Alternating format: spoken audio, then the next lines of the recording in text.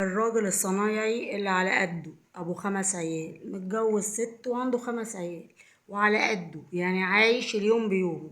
اليوم بيومه بيشترط على مراته: لا تجيبي السادس لا اطلقك او اتجوز عليكي. الراجل ده خلل. تقولوله ايه في الزمن ده؟ ده الملياردير في الزمن ده لو صرف على واحد او اتنين يبقى كويس اوي، ده 5 وعاوز السادس وبيهددها. الست قالت له: انا مش هقدر، صحتي راحت وتعبت، لا في خلفة ولا في ولادة تاني ولا هقدر اربي اصلا. هي بتربي اللي عندها بالعافية اساسا، مش قادرة عليهم اصلا. دول 5، عارفين يعني ايه 5؟ يعني يخلصوا على اي حد. فالراجل ده تقوله ايه؟ طبعا راجل على قده، صنايعي عنده ورشة، بيكسب اليوم بيومه، ملوش مصدر دخل ثابت يعني او شهري ثابت. لا، ده لو ما اشتغلش يوم ما يلاقيش ياكل، لو ما اشتغلش يوم ما يلاقيش ياكل. وعنده 5 عيال، 5 عيال اكل وشرب وتعليم والمراحل المختلفة بقى، اللي صغير واللي وسط واللي كبير واللي كده. وطبعا كلهم على القد، والتعليم ما دخلش حد لا ثانوي عام ولا كده، واللي هيدخل لسه ثانوي مش هيدخل ثانوي عام لان مش معاه. طب انت عاوز السادس ليه؟ انتوا الفيديو ده شيروه واشتركوا في القناة، لان الفيديو ده مهم وتوعوي عشان الناس تستفيد. واشتركوا في القناة عشان القناة معاكوا وبيكوا تكبر. ولا انتوا ايه رأيكم؟ فالراجل طبعا ما هو بيصرف على اولاده بالعافية، و5، ده مش واحد واتنين، دول 5 بيصرف عليهم بالكيد، يعني بالكيد. تعليم مفيش، تعليم اي كلام. و يا دوبك الاكل اللي على القد القد، اللبس على القد القد القد، وعايشين يعني مفيش. والمكان يا دوبك حتة يعني مش قد كده، بيت ابوه من زمان اوي في حتة، يعني حتة قديمة خالص، يعني على قد خالص، يعني ما معوش حتى يجيب شقة تانية يتجوز فيها. والشقة صغيرة يا دوبك مكفيهم بالعافية، اوضتين وصالة، في 5 عيال وأم وأب 7 وعاوز يجيب السادس. يعني مش عايش العيشة اللي هي تخليه، حتى لو واو وعايش وإمكانيات، مش هيقدر برضه يجيب 5 و6. يعني حتى الغني مش هيقدر، يعني هو واحد اتنين بالكتير، اتنين بالكتير يقولك الحمد لله على كده. يعني انا مش فاهمه الناس دي بتفكر ازاي. الراجل على قده خالص ده والسادس، وبيهدد الست اللي صحتها اتهلكت وتعبت ومش حمل خلفه ولا تربيه ولا تربي اساسا. هي مش حمل اصلا تربي، هي تعبت. هي عايشه في مرستين، 5 عيال وعياط وصويت، وده عاوز ياكل وده عاوز يلبس، وجوزها على القد، اللي جاي رايح بالعافيه ده اذا جه. ولو تعب يوم وما اشتغلش ما يبقاش مفيش اكل. يعني لو يوم تعب وما راحش، لا بيبقى تعبان وبيموت ويروح. يبقى انت ازاي عاوز تتجوز التانية وتخلف السادس او تخلف منها السادس؟ الراجل ده بيفكر ازاي؟ الناس دي دماغها تعبانة ولا مهوية؟ ما اكيد. يعني انتوا قولولي في الكومنتات، الناس اللي كده تقدر في الزمن ده تربي 6 اما تكون على قدها او حتى غنية؟ ده حتى اللي مقتدر أوي ما يقدرش يربي على فكرة كده، ما يقدرش. اتقي الله في عيالك دول، طلعهم كويسين، خليهم بصحتهم، خليهم يتعلموا حاجة كويسة، خليهم كويسين.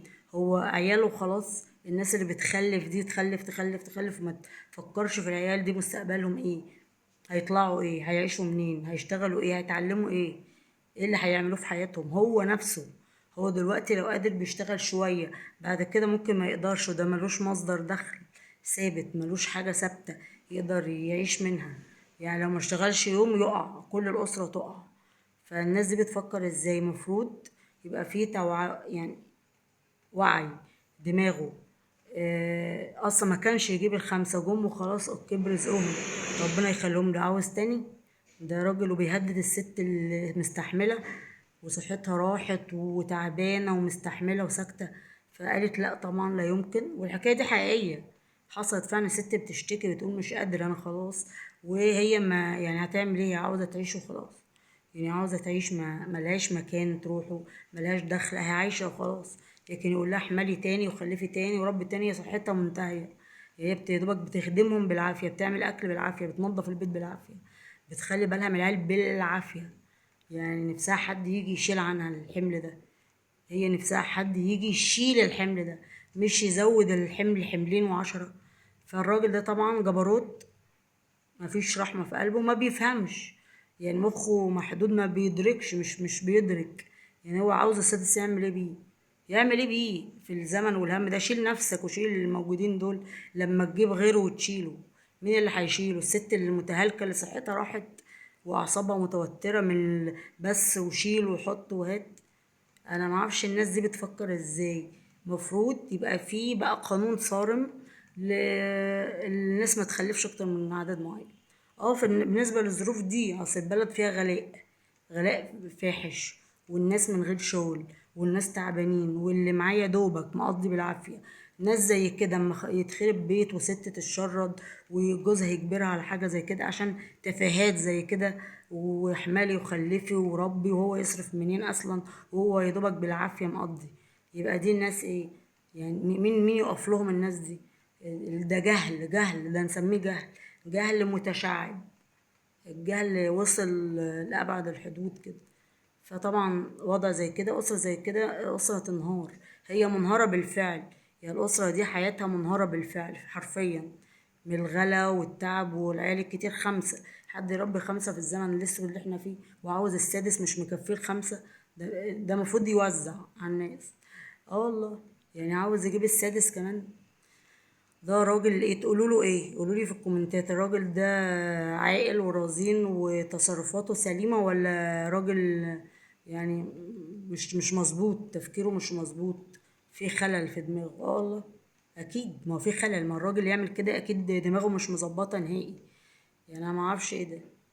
انا ما اعرفش الناس دي بتفكر ازاي. على فكرة في كتير كده، هتلاقوا في كتير كده، وبالذات في القرى والحتت دي ومتفرعات اللي هي في الجيزة والحتت دي.